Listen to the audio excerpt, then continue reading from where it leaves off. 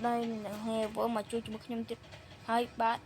cô chủ ok ở đây nhâm chích bay game app á game ai yeah bro hello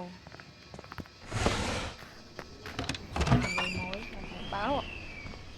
bắt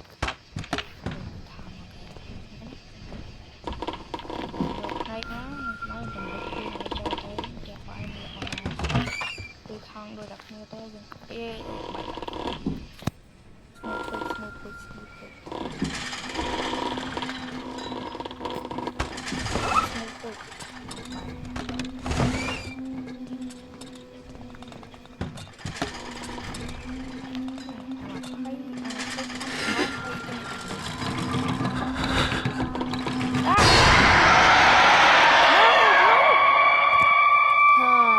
fuck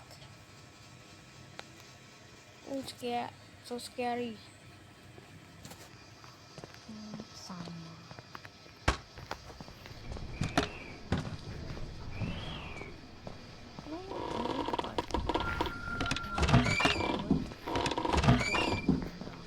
trời ơi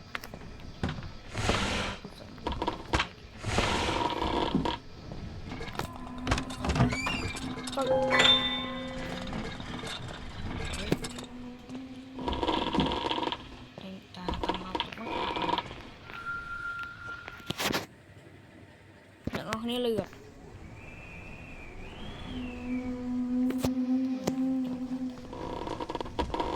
ចេះតែចុចទៅមកបាត់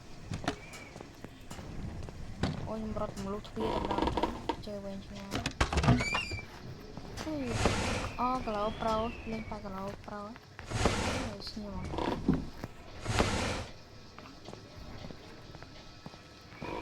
បាទចឹងខ្ញុំធ្វើការបាត់ចម្លែងសិនដើម្បីស្រូបចម្លែងហ្គេម